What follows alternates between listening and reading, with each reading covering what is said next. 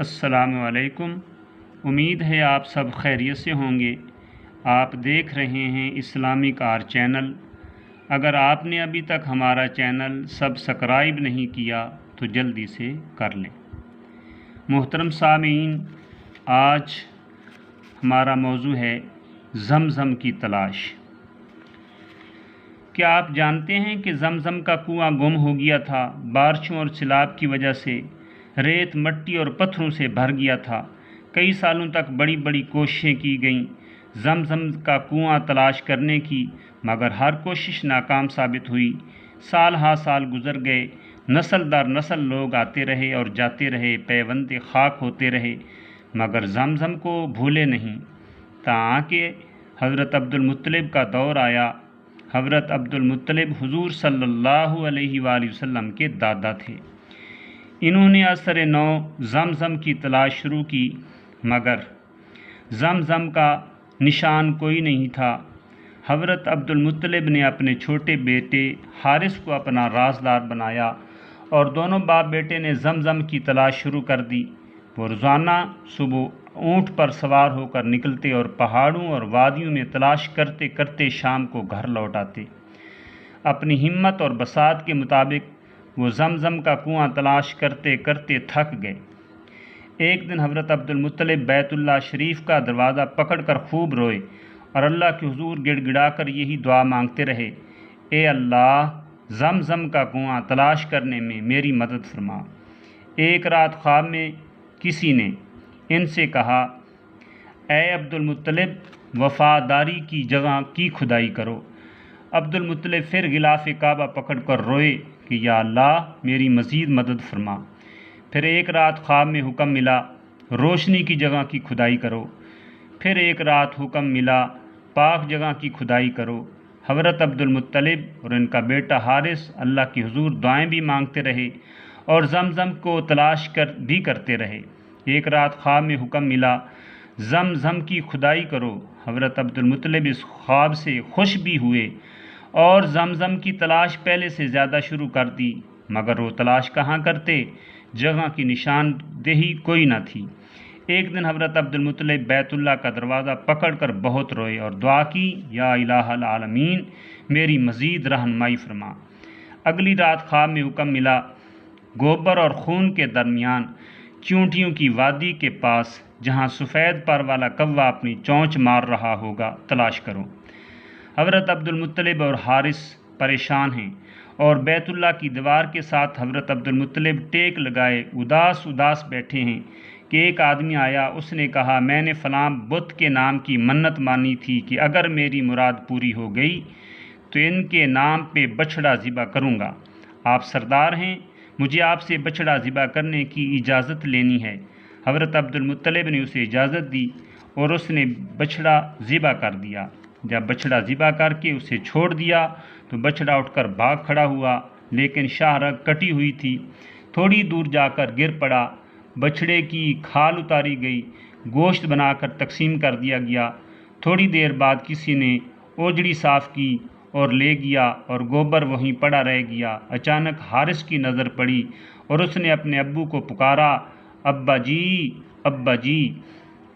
جہاں بچھڑا ذبح کیا گیا تھا وہاں خون پڑا ہوا تھا اور جہاں وہ بھاگنے کے بعد گرا تھا وہاں گوبر پڑا ہوا تھا۔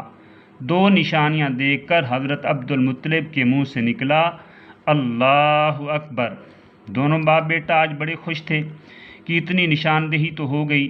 دونوں نے رازداری کے ساتھ اپنے اپنے ذہنوں میں جگہ کی نشانی رکھ لی کہ خون اور گوبر کے درمیانی جگہ میں کہیں زمزم کا کنواں ہے، اور اپنے گھر جانے ہی لگے تھے کہ ایک سفید پر والا کوا بیت اللہ پر آ کر بیٹھا۔ دونوں باپ بیٹا رک گئے، گھر جانے کا ارادہ چھوڑ دیا۔ وہ کوا تھوڑی دیر بیٹھا رہا، پھر اڑ کر زمین پر آ گیا اور ایک جگہ بیٹھ کر اپنی چونچ سے زمین کھودنے لگا۔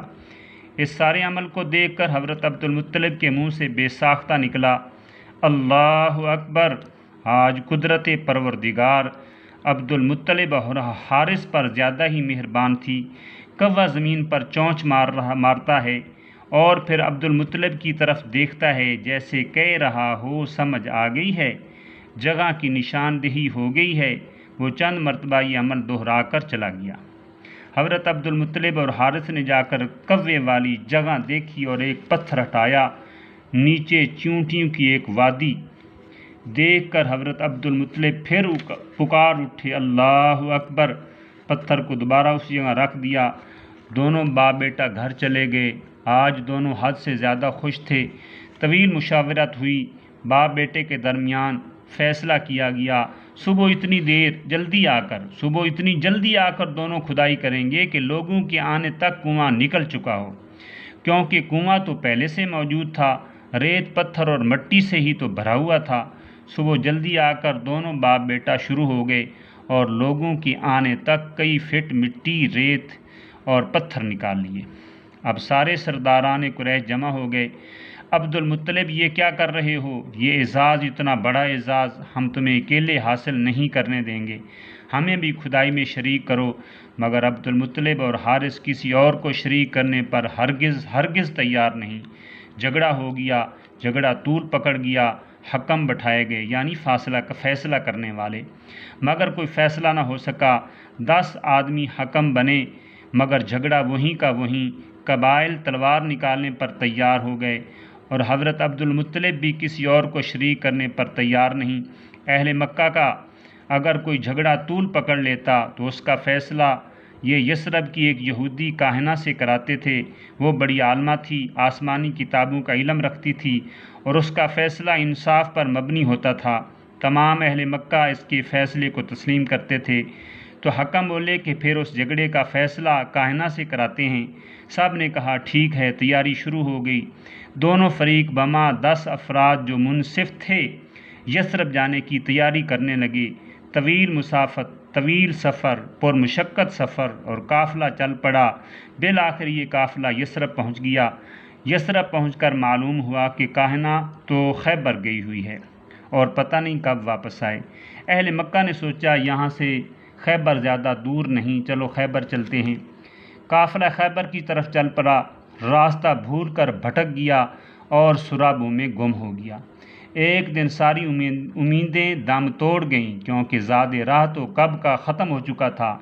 ज़िंदा रहने के लिए मशकीज़ों में पानी बाकी था, वो भी ख़त्म हो गया। और फिर फाका, भूख प्यास, सफ़र भी सुराबों का कि शायद कोई मंजिल मिल जाए, कहीं कोई काफ़िला मिल जाए या कोई ज़िंदगी के आसार, मगर बेसूद।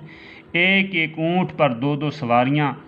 ऊँट ज़बा करने का सोचा भी नहीं जा सकता था। फिर एक दिन मुशावरत हुई, दुआएं की गईं, फ़ैसला किया गया हर शख्स अपने अपने ऊँट के बैठने की जगह की खुदाई करे।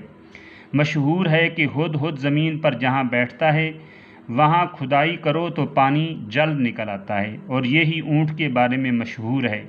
हर शख्स ने अपने ऊँट की जगह बदली और अपनी तलवारों से खुदाई शुरू कर दी।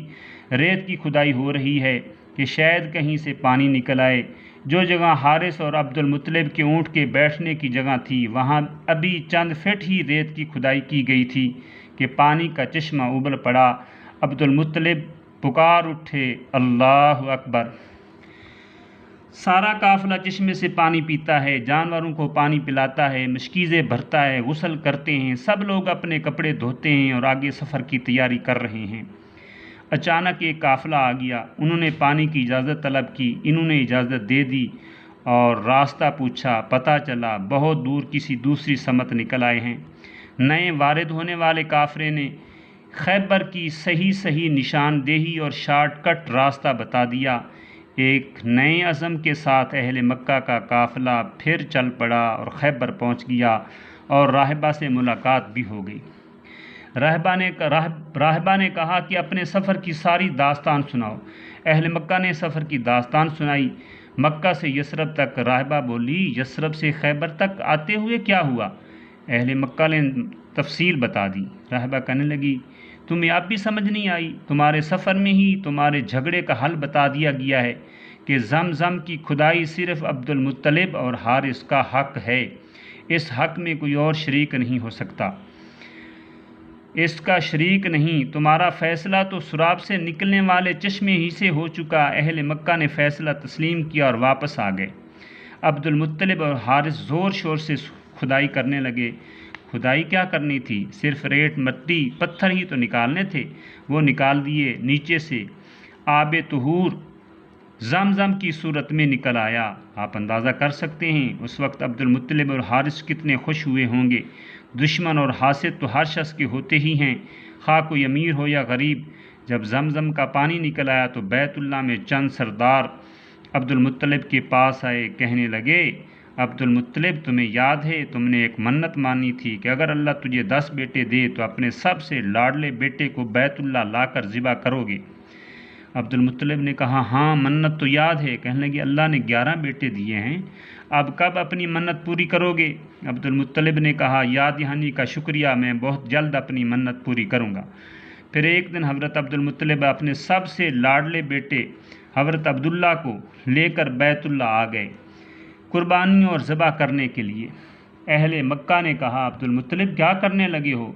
जवाब मिला, मन्नत पूरी करने लगा हूँ। अहले मक्का दीवार बन गए, हम तो तुम्हें इस मासूम बच्चे को ज़िबा नहीं करने देंगे।